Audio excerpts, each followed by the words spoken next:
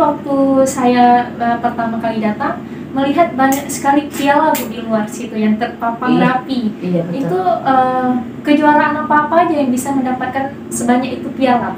Iya, itu piala yang terpampang di luar sana itu berbagai macam kegiatan yang rutinitasnya yang Assalamualaikum warahmatullahi wabarakatuh. Kembali lagi bersama kita di GPL Podcast. Saya Ica sebagai host dan kedatangan narasumber kita yang luar biasa istimewa, yaitu Ibu Eka Yulia sebagai Capsek Sekolah Luar Biasa. Nah, kalau kita dengar dari sekolahnya nih, sekolah luar biasa, mungkin kepala sekolahnya ataupun rekan-rekannya itu lebih luar biasa ya guys. Jadi beliau baru saja mengikuti jenjang Capsek berprestasi tingkat provinsi. Nah, mungkin kita penasaran nih. Mari kita langsung berbincang-bincang aja untuk membayar penasaran kita nih, teman-teman. Assalamualaikum Ibu. Waalaikumsalam. Apa kabarnya nih Bu? Alhamdulillah sehat. Alhamdulillah. Kemarin sudah mengikuti kegiatan Capsek berprestasi tingkat provinsi Bu? Iya, betul sekali. Gimana sih Bu ceritanya bisa mengikuti kegiatan itu Bu? Kegiatan itu dimulai dari kami seleksi dulu di tingkat kabupaten, yaitu di Kacakdin Aceh Barat.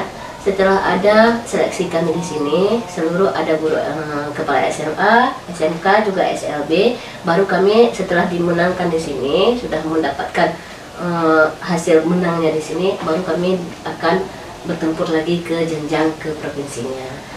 Nah, kalau untuk bisa kita menang di sini tuh gimana caranya nih Bu? Di sini kan ada seleksinya. Di dalam seleksi itu nanti dibahas tentang bagaimana manajerial kita di sekolah kita ini, apa yang kita lakukan selama ini di sekolah, dan juga kami ada pembuatan bentuk best practice-nya, dan juga ada foto beliaunya juga. Begitu. Ya. Itu mungkin melewati proses yang panjang ya Bu? Iya, sangat panjang. Persiapannya pun juga Harus membutuhkan betul-betul waktu sampai ya. bertahun ya. Karena kami penilaian itu 2 tahun sebelumnya. Apa yang prestasi apa yang terbaik di sekolah kami selama 2 tahun sebelumnya kami tampilkan di tingkat kabupaten. Setelah dimenangkan di sini, sudah diseleksi di sini, oh hasilnya ini bagus, baru kami ke tingkat provinsi. Nanti kalau misalnya menang di tingkat provinsi, kami akan diberikan hadiah umrah dari Dinas Pendidikan Aceh. Wah, menarik ya dia. Iya, betul. Tapi alhamdulillah menang ya Bu? Untuk saat ini kita masih menang dalam pengalamannya deh. Untuk ke depan insya Allah kami masih bersemangat untuk mengikutinya, karena ajang ini setiap tahun dilakukan oleh Dinas Pendidikan. Berarti setahun sekali emang udah ada ajang ini. Iya, betul. Berarti kita harus semangat lagi ya Bu. Kebetulan saya baru tahap ini mengikuti Capsek berprestasi tersebut. Sekolah ini swasta atau negeri nih Bu? Sekolah kita ini sekolah swasta. Oh, swasta. Iya, betul. Berarti gimana bisa terbentuknya sekolah dengan fasilitas yang ada? Iya. Untuk terbentuknya sekolah SLB Rahmatillah ini terutama dari melihat siswa-siswi yang disabilitas masih banyak di kampung-kampung di sini yang tidak bersekolah. Yang intinya mereka tidak bersekolah dengan alasan berbagai macam, dari faktor ekonomi dan yang berbagai macam lainnya. Nah, timbullah pemikiran dari ketua yayasan kami di sini yang bernama Mesran SPD. Beliau timbul gagasan untuk membangun satu sekolah supaya anak disabilitas itu juga bersekolah sama seperti anak-anak yang lainnya. Nggak ada beda apa-apa? Iya, tidak ada perbedaannya. Walaupun mereka terbatas dalam kemampuan EQ ataupun terbatas dengan kemampuan yang lainnya lagi, tetapi mereka juga punya hak untuk dalam hal pendidikan ini. Ngomong berapa Bu semuanya murid dengan beserta guru-guru yang ada di sini? Di sini kalau dari sejak pertama ini berdiri sekolah ini dari tahun 2017. Jadi murid pada saat itu cuma ada 2 orang. 2 orang. Awalnya itu 2 iya, 2 orang saja yang ada siswanya dengan fasilitas yang sangat minimal. Jadi terpakai rumah yang menghibahkan tanah ini. Nah, jadi untuk itu prosesnya yang sangat panjang itu, berjalannya waktu, meningkat terus siswanya, dan kami juga datang ke masyarakat, datang berkoordinasi dengan camat, kecil-kecil, juga muspika yang lainnya untuk merekrut yang ada siswa-siswa di kampung-kampung sehingga bisa bersekolah seperti yang lainnya. Berarti effortnya ini sangat luar biasa ya Bu? Iya, alhamdulillah semua berkat dukungan pemerintah, berkat dukungan dari Muspika di sini, gecik-gecik yang ada di semua kampung. Jadi alhamdulillah sampai sekarang siswa kami ini sudah mencapai 65 orang. Dari 2 orang? Iya, dari 2 orang. Berarti selama 4 tahun inilah berkembang sedikit demi sedikit siswanya. Dan gurunya alhamdulillah sekarang sudah ada 12 orang. 12 orang. Namun yang 1 orang dari PLB, memang khusus untuk pendidikannya dari PLB, dan yang lainnya backgroundnya masih pendidikan yang umum. Ada yang dari matematik, ada bahasa dan lain sebagainya. Nah, mungkin teman-teman penasaran nih dengan SLB gitu ya. Pelajarannya apa sama dengan pelajaran yang sekolah-sekolah luar? Karena kan sekolah luar biasa, mungkin ada yang lebih diperhatikan di sini. Pelajarannya itu sama dengan masyarakat umumnya, sekolah umumnya, atau dibatasi atau berbeda nih Bu? Gini, kalau mengenai pembelajaran untuk si anak ini, pembelajarannya sebenarnya sama. Ada mereka juga ada PPKN-nya, ada matematiknya, ada keseniannya, dan ada yang lainnya. Cuma di kami di sini merangkum satu, istilahnya tematik. Ya, sistem tematik kami pembelajaran di sini, sehingga semua dari pembelajaran semua itu bisa disatukan satu mata pelajaran, yaitu dinamakan dengan pelajaran tematik. Nah, di situ kami juga melihat dari karakter siswa itu sendiri. Dari karakter itu siswa itu sendiri. Karakternya misalnya sebelum kami menerima siswa masuk ke sini, kami kan ada asesmen pertama. Jadi dari asesmen pertama itu kami menanyakan dia arahnya kemana sih, dia mau minatnya apa sih, jadi sehingga setelah kita berkoordinasi dengan orang tuanya pada kita asesmen tersebut, jadi kita tahu arah siswa itu kemana, sehingga kami mengarahkan siswa tersebut. Oh, siswa ini dia suka nyanyi, ya, jadi kami arahkan dia ke tempat nyanyi, ke guru seninya. Nah, ada yang mau ini, oh dia suka menyulam, jadi kami adakan kegiatan untuk menyulam payung kasar, terus menyulam kipas, dan yang lain sebagainya. Dia sukanya dengan membuat kegiatan tanaman atau ikan, kami juga menyediakan tanaman sayur mayur, juga ikan air tawar, seperti itu. Berarti kemana yang lebih condong ke arah siswa, apa yang dia mau, jadi kami ikuti sehingga perkembangan dia itu lebih meyakinkan dia kembali, biar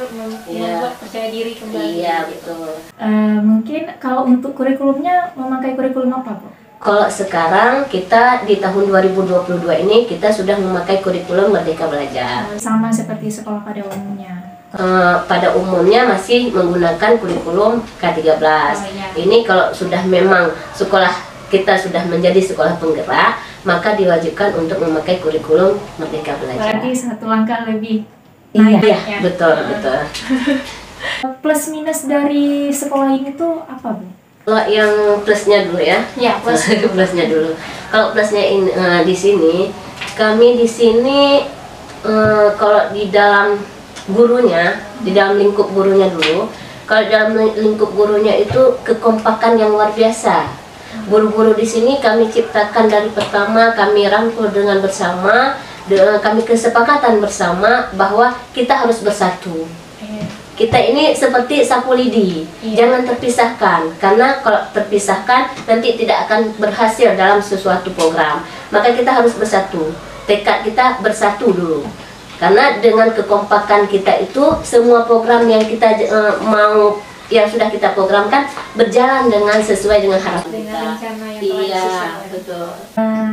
Berarti ini sekarang udah jadi sekolah penggerak ya Bu? Iya, betul. Program sekolah penggerak di SLB ini apa aja Bu? Programnya banyak sebenarnya. Programnya salah satunya kami membuat siswa itu lebih semangat dalam pembelajaran. Nah, jadi kami memberikan motivasi yang lebih terhadap siswa tersebut. Juga kepada guru-gurunya bisa melihat siswa ini seperti yang saya bilang awal tadi, bahwa kita lihat minat bakatnya terlebih dahulu sehingga dia lebih menyenangkan. karena kurikulum Merdeka Belajar ini membuat siswa itu senang, nyaman, happy. Jadi dia itu lebih semangat untuk bersekolah. Kadang-kadang kalau sebelumnya malah sekolah hari ini Nah, begitu kami buat program ini, boleh main HP dalam 1 minggu 2 kali, itu program kami. Ada juga berarti di sini? Iya, ada. Untuk membawa HP-nya dan dikasih oleh Dewan Gurunya pembelajaran IT. Kami juga tidak memaksa kepada pihak orang tua. Tidak ada paksaan Tidak ada paksaan orang tua, oh ini harus beli HP, enggak. Karena kami mengetahui bagaimana keadaan lingkungan masyarakat ataupun wali siswa yang ada di sekolah kami. Jadi kami bilang, siapa yang ada HP, karena kan kebanyakan anak-anak sampai di rumah juga main HP. Nah, kalau bagi yang ada, tolong bawa dalam 1 minggu. Kami udah sepakati dengan wali siswa, dalam 1 minggu 2 kali, Rabu dan Kamis, kami akan mengadakan pembelajaran melalui IT. Nanti juga mereka membuat game dan permainan game, tetapi mengarahnya ke pembelajaran. Iya, seperti itu. Kalau rata-rata yang bawa HP, yang nggak bawa HP ini gimana nih Bu? Yang nggak bawa HP itu kami sediakan laptop dengan komputer di sekolah. Oh, ada juga lab di sini? Iya, betul. Berarti kalau yang nggak bawa HP masuk ke lab gitu?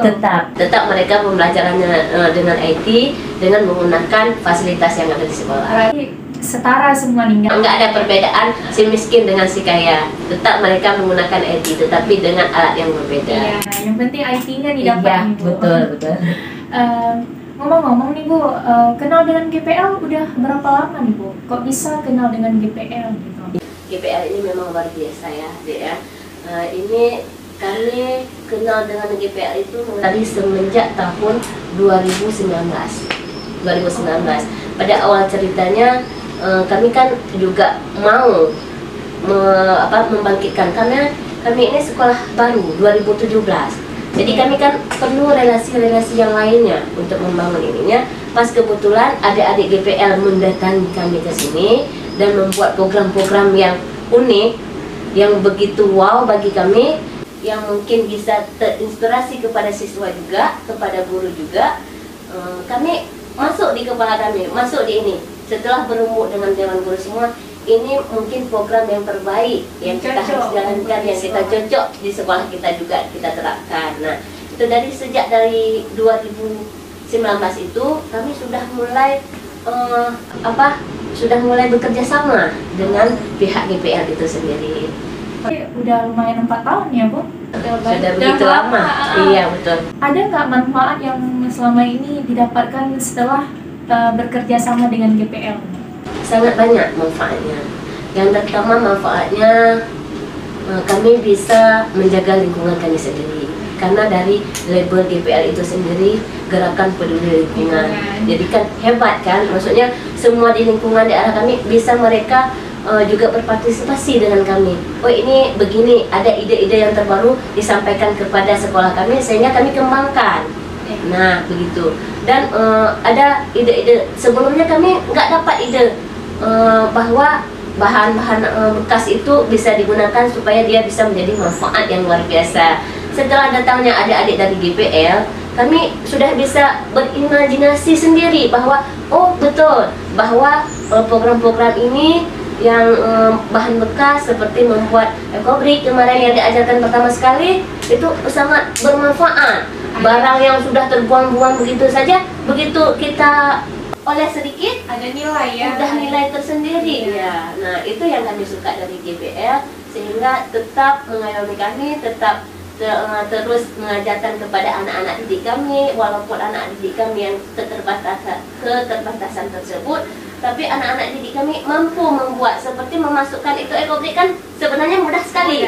Begitu dilihat sama orang gampang sekali membuatnya. Ada aqua, plastik dipotong-potong, masukkan dengan padat, tapi bagi anak kami itu suatu hal yang luar biasa. Iya.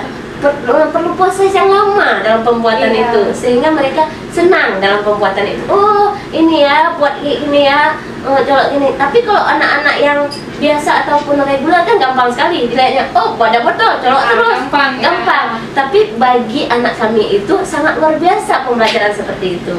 Lebih menarik gitu, lebih menarik, luar biasa dan bermanfaat. Sehingga sekarang kami ada kursinya juga yang sudah terbuat dari e-publik tersebut. Dan udah jadi Bu? Udah jadi 2 kursinya.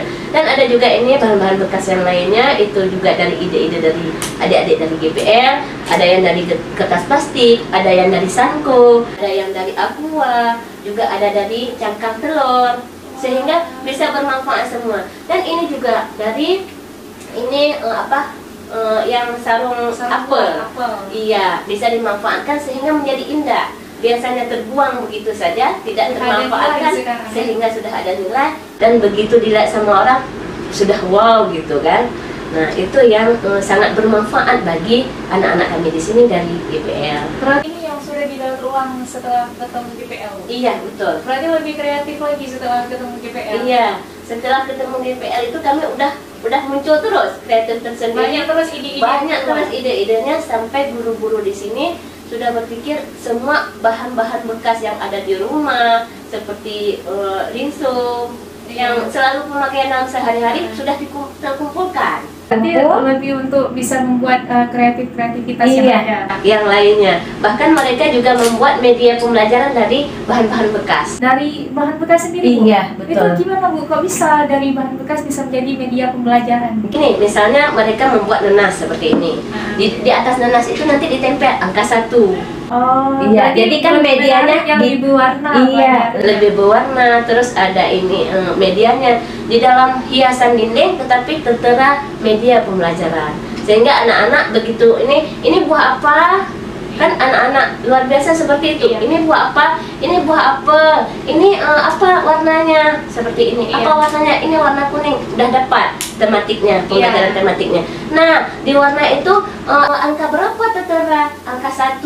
Itu sudah merangkum ke dalam tematiknya. Berarti semua pelajaran satu. Iya. Ini bisa satu media. Konsep, ya? Iya. Jadi sangat bermanfaat seperti saya bilang tadi, karena dengan bahan bekas itu kami bisa mengadakan media pembelajaran. Nah mungkin tadi waktu saya pertama kali datang melihat banyak sekali piala Bu di luar situ yang terpampang rapi. Iya, betul. Itu kejuaraan apa aja yang bisa mendapatkan sebanyak itu piala?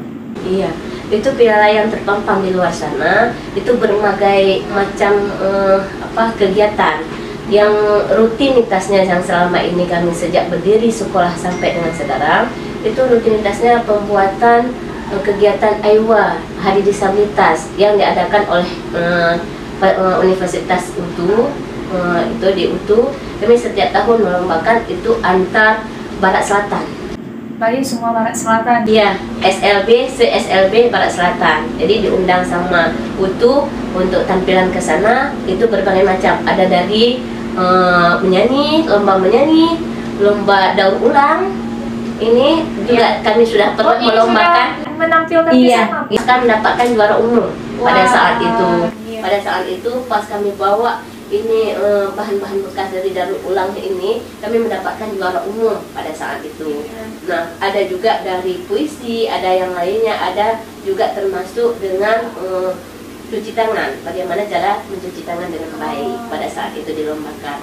Dan juga kami mendapatkan piala-piala itu dari merangkai bunga di tingkat wilayah. Kami melombakan sebelum menuju ke ajang provinsi, dan merangkai bunga itu kita juga pernah mengikuti ke ajang nasional. Wah, gitu untuk merangkai bunga. Iya. Terus yang ada lagi juga, kami setiap tahun melaksanakan kegiatan 17-an. 17 Agustus, iya, untuk menyemangati anak-anak tersebut bagaimana dalam perlombaannya, dan juga mendapatkan hadiah-hadiahnya seperti terlebih seperti itu. Hari Ayah Sedunia juga pernah dibuat di sini, juga ada gabungannya dengan GPL itu. Iya. Jadi banyak kegiatan-kegiatan dari organisasi-organisasi sehingga kami mendapatkan piala yang luar biasa itu.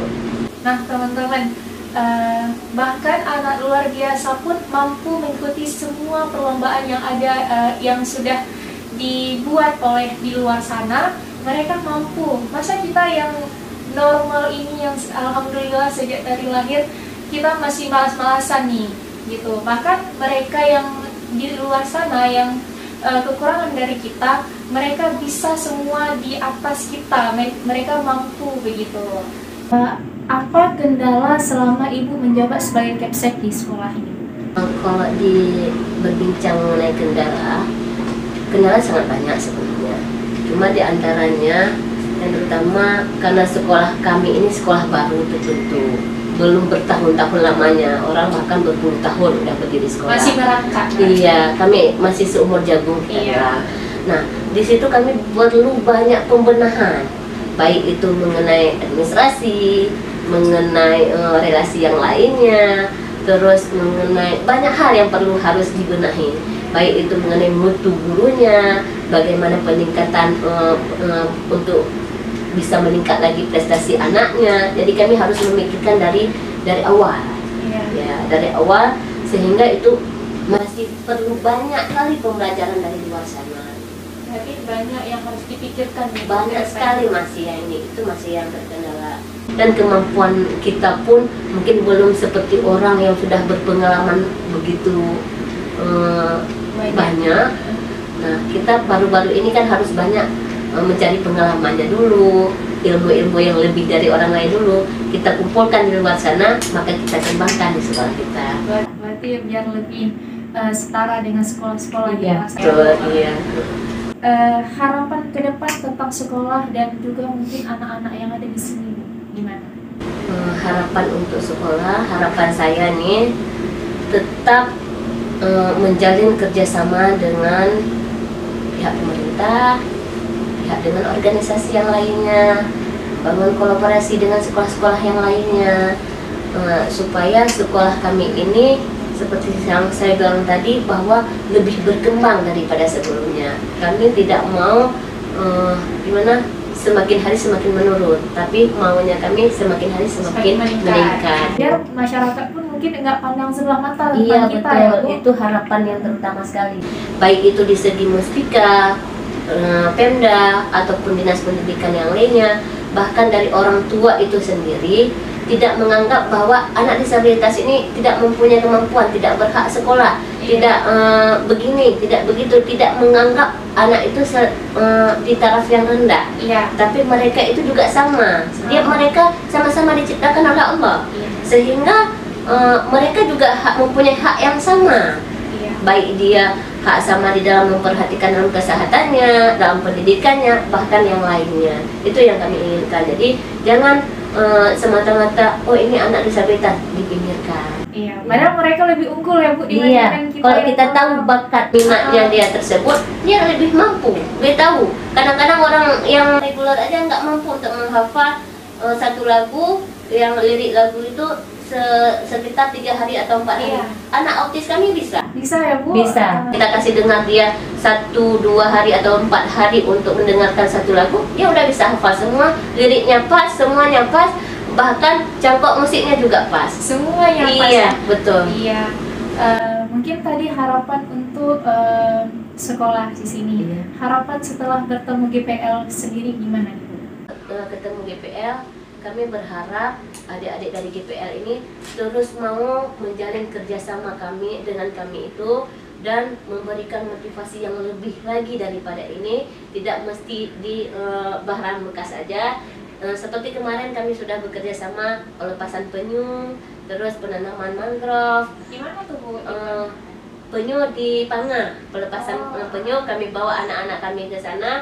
Mereka sudah mengenal, oh ini loh bentuk penyunya, ini begini, oh di jalannya begini, sehingga mereka mengetahui tentang itu. Bahwa ini penyu gitu. Iya, kadang jarang-jarang kami dari orang tua aja, kalau nggak kita bekerja sama seperti ini, nggak mungkin tahu oh ini begini bentuk penyu. Yang kita lihat mungkin di gambar berbeda, gambar ataupun itu kan berbeda. Ini nyata kami pegang sendiri. Nah, itu berkat kerjasama dengan GPL. Terus itu kami maunya terjalin terus sampai kapanpun.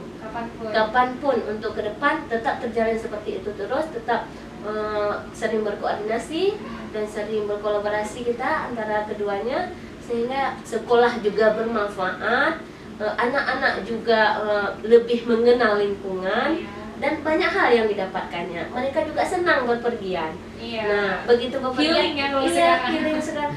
Pergi ke sana, oh ini ada penyu dilepas, sangat gembira. Kami gembira melihat anak-anak itu gembira. Nah, ada kepuasan tersendiri. Ada kepuasan. Sebenarnya kalau capek bilang, oh guru di SLB ataupun kepala SLB itu capek, betul. Tapi dengan kenyamanan hati kami, dengan keikhlasan hati kami di dalam mendidik anak-anak kami itu, puas sendiri hati kami. Jadi hati ini menjadi gembira dengan melihat anak-anak itu ada kegembiraan bagi mereka sendiri. Anak-anak lebih mengenal lingkungan di luar sana. Iya betul. Bahkan GPL juga mengadakan program pembersihan pantai. Nah, mereka sekalian lagi kutip sampah di pantai, juga mereka bisa menikmati alam yang bebas seperti itu. Ya nggak suntuk kan? Iya, karena mereka juga nggak bisa di sekolah terus. Mumet kepalanya. Jadi kalau dibawa keluar sekali-kali, mereka lebih senang. Dan program-program yang sudah diadakan di GPL ini sangat luar biasa. Seperti nantinya kami ada program untuk naik gunung, mengenalkan kepada anak-anak ini bagaimana cara naik gunung. Dan anak-anak itu juga kami seleksi dulu yang mana yang bisa untuk naik gunung, yang kuat fisiknya, kuat fisiknya, dan yang bagaimana, nggak mungkin harus semuanya. Dan program kami ke depan juga sudah kami programkan dengan GPL. Kami akan membuat satu pojok belajar, pojok baca. Di pojok-pojok gimana nih Bu? Enggak, kami pertamanya mau buat satu dulu di pinggir pintu gerbang nih. Nanti di sana semuanya dari bahan-bahannya itu semua dari daur ulang, dari ini baik dari bambu itunya, dari botol aqua, terus dari rinso. Jadi semua bahan dari pojok belajar itu dari bahan-bahan bekas. Yang udah mungkin di luar sana udah nggak bermanfaat lagi ya Bu? Iya betul. Jadi kamu bisa memanfaatkan di sini. Ada nilai tersendiri. Iya. Biar nanti berbeda daripada yang lainnya. Itulah nampak antara kerjasama SLB Rahmatillah dengan adik-adik GPL ini. Yang lebih berwarna. Iya betul. Warna-warna barang bekas. Iya betul. Nah mungkin terakhir nih Bu, ada pesan yang mau disampaikan untuk anak-anak difabel yang ada di sini Bu?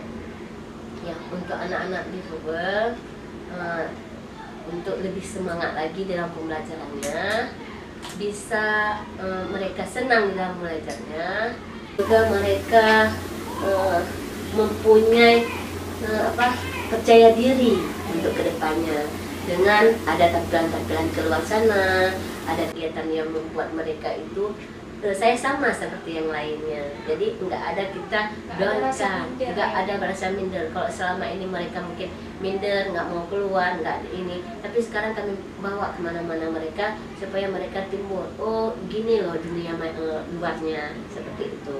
Jadi tetap semangat ya buat anak-anak kami. Dan harapan kami kepada pemerintah, tolong lihat anak-anak disabilitas ini sama seperti anak-anak yang lainnya, karena di mata Allah tidak ada perbedaan antara anak sekolah di SLB dengan sekolah yang di luar sana yang reguler. Kita semua setara ya Bu? Iya, semua setara.